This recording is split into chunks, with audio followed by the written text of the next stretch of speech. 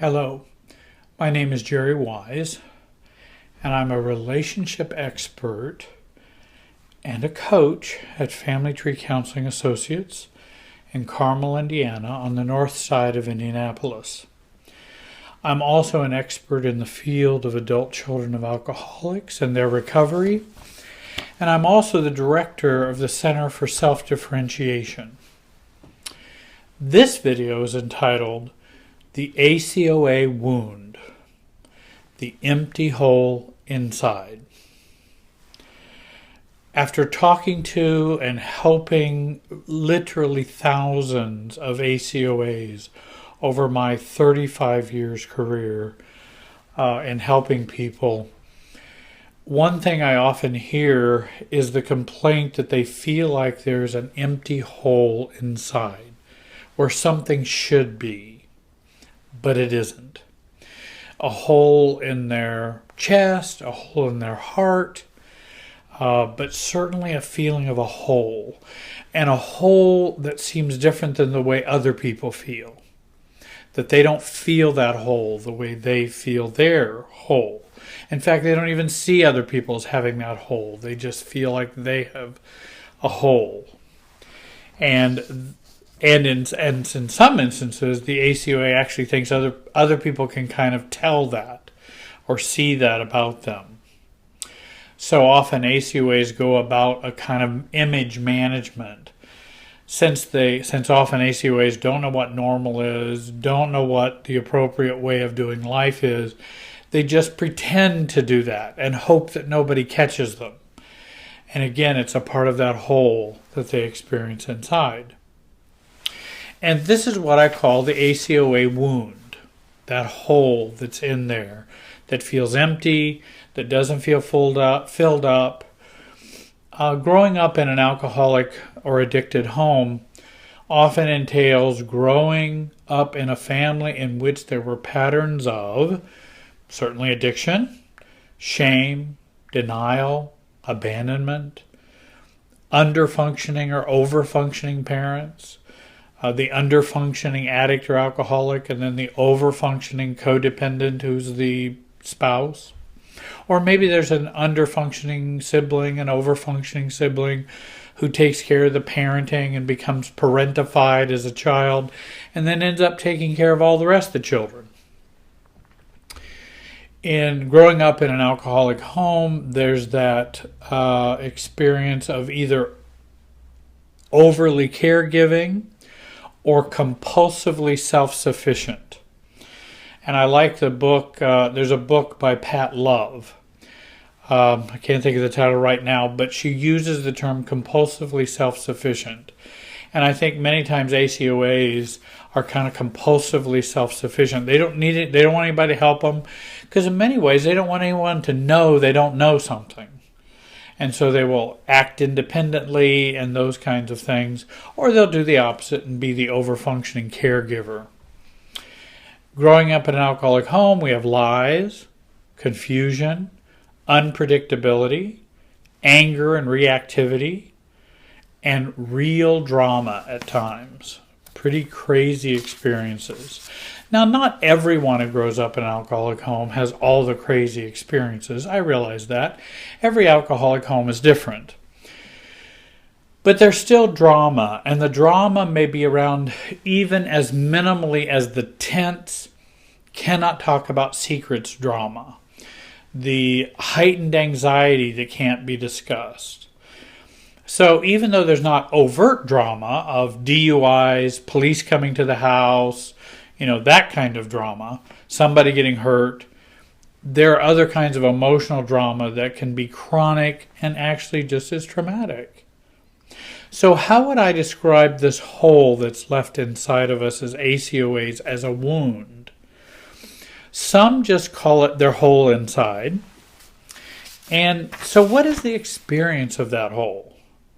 They will complain that they can't answer why for a lot of things. They can answer why for their past, why for their present, why for their future. They don't have any whys. I don't know why. And it's like that hole is just a big lack of knowing and lack of understanding, and so there's no whys. This hole represents what they don't know about their life, what they don't know about themselves, their own family of origin, their relationships. It's all of that not knowing and not understanding that's a part of that hole. I also hear it described as the ACOA ache, and I use that description too. There's an ache that's inside that just doesn't go away. It may go away for a while, or we get distracted. Maybe we drink a little. Maybe we use pot. Maybe we have a love addiction. Maybe we have a work addiction. But that ache goes away only for a while, and then it comes back. In the place where we feel like we struggle to love and to be loved, that's where that hole is. And we struggle with that. Why can't I just find somebody who loves me? Why can't I just love somebody else? Why does it have to be all this drama and I go from relationship to relationship, or bad relationship to relationship? Or I have this bad marriage that we have had no marriage for the last 20 years. And why am I stuck in this situation? This hole also can include a place of reactivity and hypersensitivity. There's a lot of reactivity that goes on in alcoholic and addicted homes, and then we carry this on through to adulthood, and we have a hypersensitivity and a hyperreactivity. This hole can be filled with fear or false confidence. Well, I'll just fake my way through. Nobody will know. I'll just act like I know. And I remember I remember a particular person whom was a supervisor at another department that I didn't work in years ago. And she definitely came from an alcoholic and addicted home because I'd heard her story. And again, she's not a client. She was someone that I had worked with. And she talked about she was just always super managing her image and overconfident. And in fact, in this particular setting, and there were a number of executive supervisors and things, and she was a supervisor, and she said she was certified in Medicare. A certified Medicare representative or something. Specialist. Well, coming from this field and knowing a little bit about certifications of coders and medical things, there is no such a thing. And I remember looking and turning to the person next to me going, I don't even know what that is. Nobody can ever get it. There is no certified Medicare specialist in the way she was describing it. And again, I think it was a part of her bravado and false confidence. And I've got to sound like I'm really something because I really don't know anything. And she really didn't know anything. She had just kind of bluffed her way through to get where she got.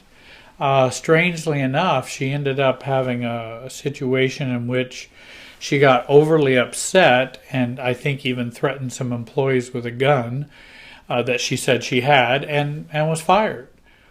And again, I don't think she's an evil person. I think she grew up in an alcoholic and addicted home and never dealt with her issues. And that tore up her life. Though actually I think she's probably used her resume to find probably even a greater job or a bigger promotion, which can happen. You can bravado your way through a lot of things. In this hole, there's very little self-differentiation or knowledge. This hole can spew out a lot of emotions or be as frozen as the Arctic. This hole is where our inner child lives, which has been traumatized. It's also where our allergy to intimacy is headquartered, because we're allergic to intimacy. We grew up without intimacy. We don't know what it's about, and so we have to have a place where that allergy exists. I wonder if you felt this hole or this wound inside you as an adult child or an alcoholic. I want to tell you there's some good news about this hole and about this wound. This hole can be filled in. And this is really good news. But with consistent work and recovery and healing, you can transform that wound, maybe even down to the size of a dime, rather than as big as your chest. And I think I've seen that happen. I know that happens. I know it's possible to do that.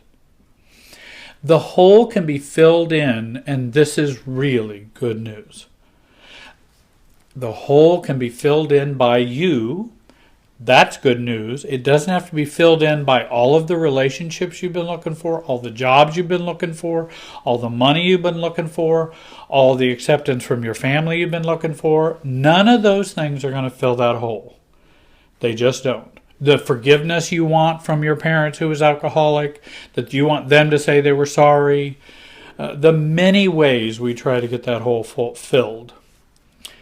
Now, I think we need help in doing that. It's not an easy thing to do, and we do need assistance, and we do need help, and we do need professionals, we need a community. There's a lot of things we need to make that work.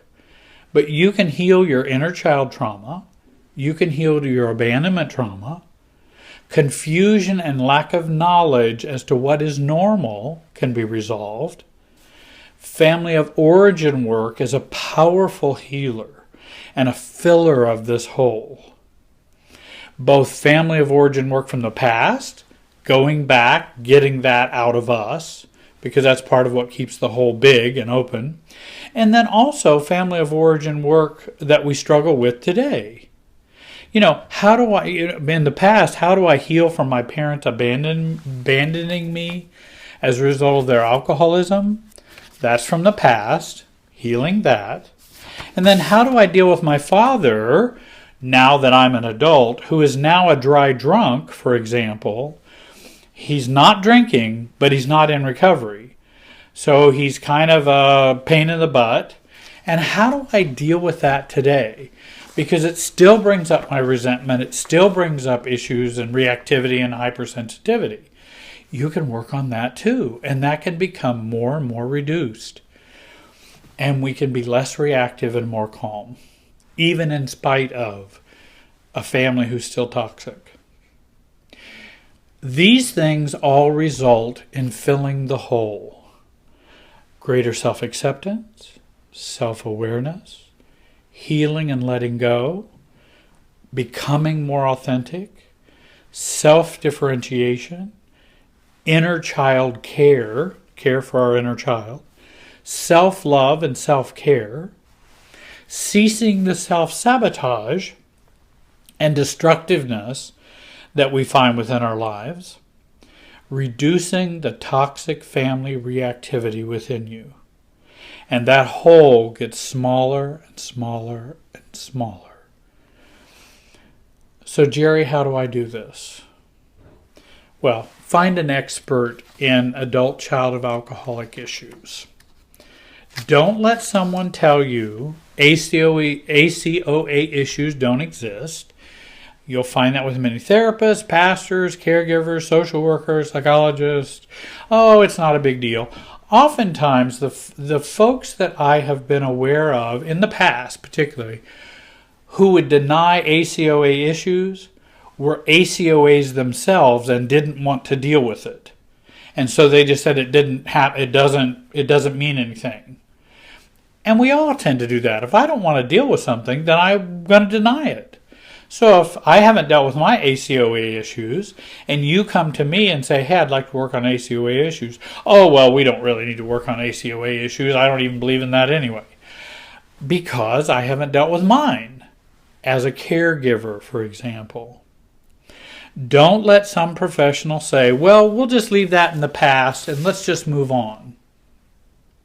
And don't let some caregiver, therapist, pastor, tell you just to fill the hole with something else. Because we will. That's part of the problem.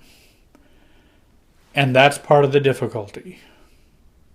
If you want to learn more about healing this ACOA hole that you feel inside, contact me.